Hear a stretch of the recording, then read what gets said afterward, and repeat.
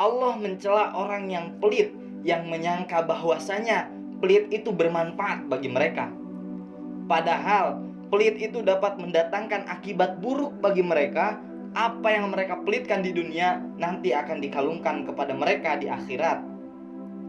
Sebagaimana dalil Allah, firman Allah Subhanahu wa taala, dan jangan sekali-kali orang-orang yang kikir dengan apa yang diberikan Allah kepada mereka dari karunia-Nya mengira bahwa itu adalah baik bagi mereka, padahal kikir itu buruk bagi mereka.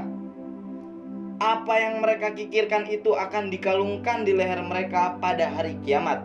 Milik Allah lah warisan apa yang ada di langit dan di bumi. Allah Maha teliti apa yang kamu kerjakan.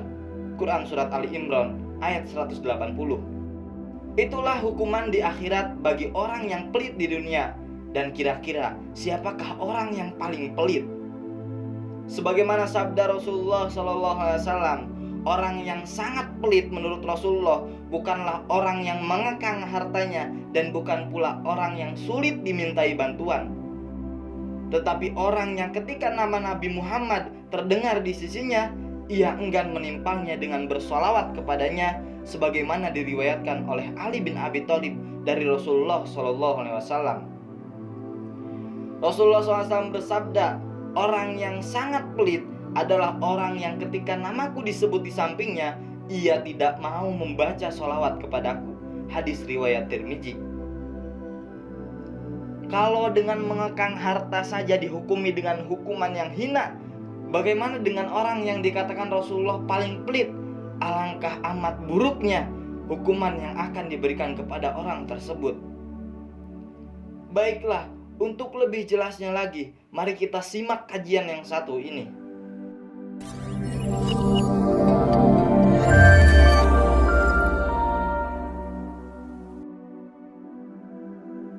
Ya kan? Janji Allah pada orang yang baca sholawat. Itu kan yang tunggu-tunggu kan? Ini konsekuensi orang yang nggak mau baca sholawat. Ini yang mesti bahas. Kalau soal janji Allah mah pasti lu udah tahu lah. Gue pasti sering taklim, sering lihat ceramah, sering lihat YouTube. Nah ini yang terpenting nih. Celaka orang yang disebut namaku, tapi dia tidak baca sholawat kepadaku. Itu biasa kita hari ini. Sibuk sama handphone, sibuk sama urusan yang lain. Ketika ada orang yang ngomong, ini biasanya nih kalau saya lagi taklim itu baca mukadimah, wassalamu ala nabiyina Muhammadin, gini semuanya, mesti digentak dulu, wassalatu wassalamu ala nabiyina Muhammadin. Ah, baru kan? Aduh ya Allah. Setiap nama Rasul kedengaran sama kita, itu kadang lisan ini keluh untuk baca sholawat. Hati-hati bu, ya Allah, celaka kita. Celaka di mana ya? Dunia akhirat lah. Makanya harus peka nih, peka. Siapa orang yang paling pelit? Siapa orang yang paling pikir? Nah, ibu punya teman, diminta nih uangnya atau dipinta sesuatu yang menurut dia berharga, terus dia nggak ngasih, bu jangan langsung diponis, dasar lo konsepnya pelit itu bukan orang yang paling pelit, karena teman ibu manusia biasa. Kita belum pernah punya atau nggak punya sumbangsi, nggak punya budi, nggak punya kebaikan untuk dia, begitupun dia untuk kita, ya wajar aja lah. Tapi kita kepada Rasulullah SAW itu kita begitu banyak jasa beliau kepada kita. Bu, kalau Rasul nggak berjuang, kita nggak bakal sampai kumpul seperti ini.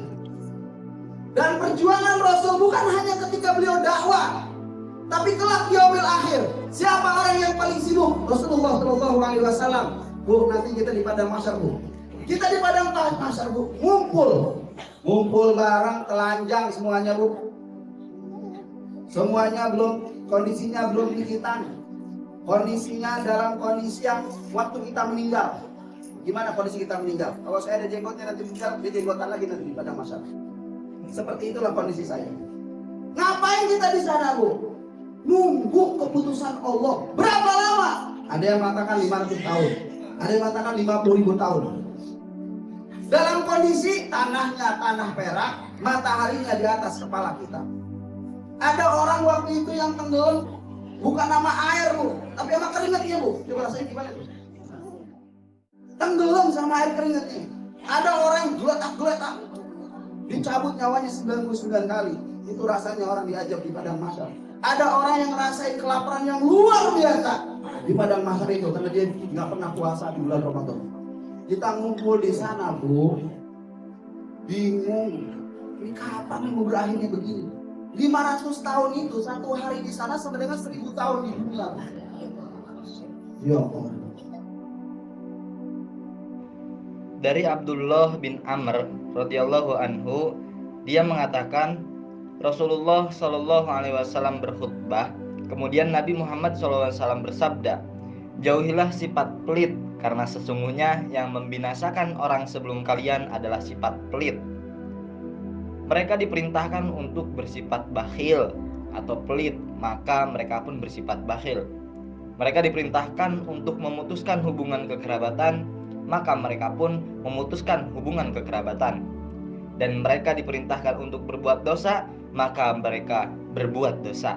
Hadis riwayat Abu Daud. Itulah hadis sebagai penutup dalam kajian kali ini. Terima kasih yang sudah menonton. Assalamualaikum warahmatullahi wabarakatuh.